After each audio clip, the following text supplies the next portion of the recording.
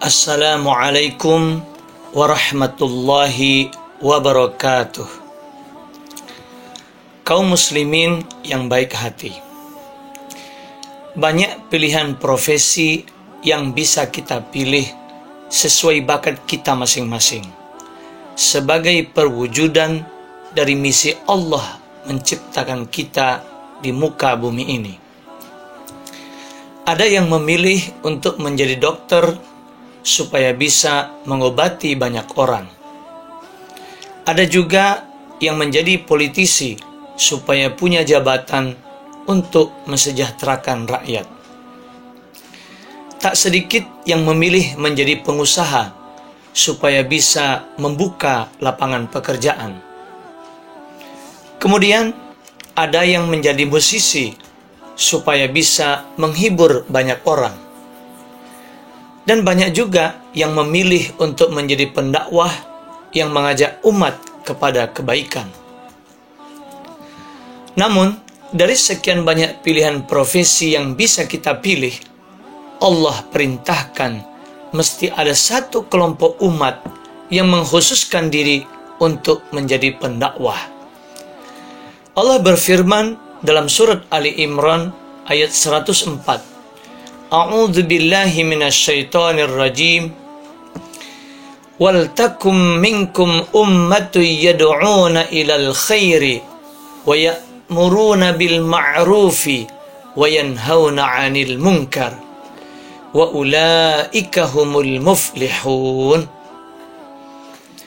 Dan hendaklah ada di antara kalian segolongan umat yang menyeru kepada kebaikan, menyuruh kepada yang ma'ruf, dan mencegah dari yang mungkar. Dan mereka itu orang-orang yang beruntung.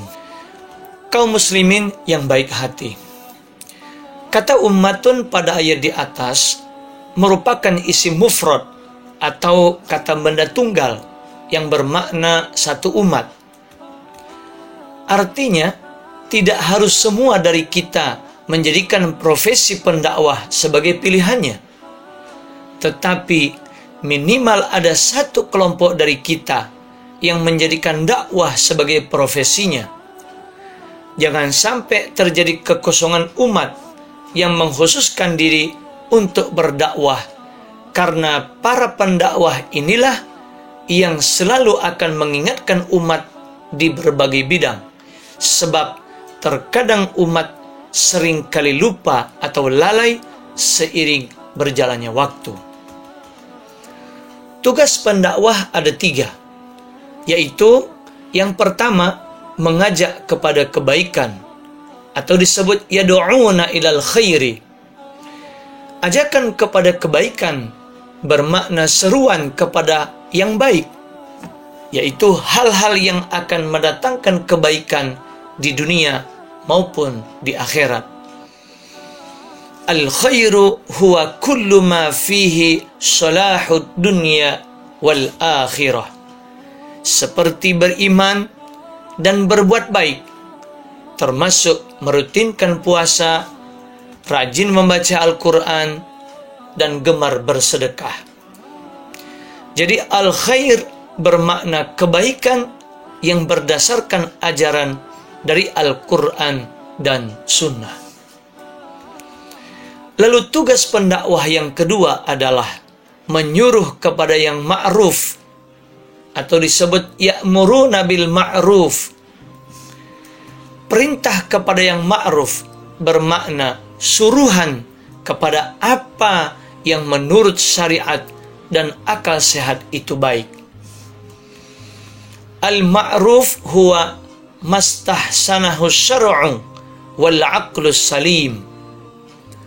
Jadi al-ma'ruf bermakna sesuatu yang baik menurut pandangan umum satu masyarakat selama sejalan dengan syariat yang Allah tetapkan, seperti menghormati orang tua, menolong orang yang sedang kesusahan, dan membela orang-orang yang lemah.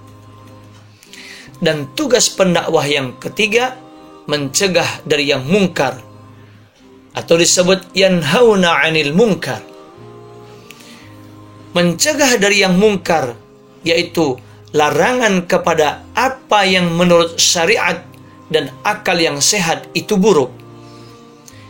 Al-munkaru huwa kullu mastaqbahahu syar'u wal aqlu sahih. Jadi al-munkar bermakna sesuatu yang dinilai buruk oleh suatu masyarakat dan bertentangan dengan nilai-nilai ilahi atau ketuhanan, seperti melakukan korupsi, menipu orang lain, dan mengadu domba. Tidak mudah menjadi pendakwah. Mereka harus siap menanggung resikonya, entah dimusuhi, diusir, bahkan diancam jiwanya.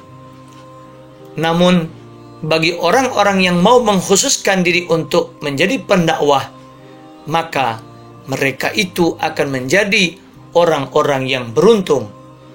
Wa ulaika humul muflihun.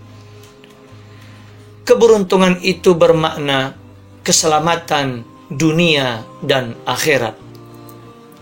Khususnya di akhirat kelak, Allah akan masukkan mereka ke dalam surganya. Bagaimana para pendakwah itu tidak beruntung kalau setiap ajakan atau seruan yang mereka sampaikan diikuti oleh orang lain dan mereka amalkan, maka pahalanya akan terus mengalir kepada para pendakwah tanpa mengurangi pahala yang mengerjakannya.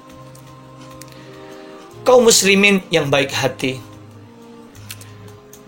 meskipun kegiatan dakwah identik dengan para ulama ataupun ustadz, karena dakwah yang dipahami oleh kebanyakan orang adalah berceramah di pengajian atau khutbah di mimbar. Namun, bagi yang tidak khusus menjadi pendakwah, masih terbuka peluang untuk menjadi bagian dari dakwah.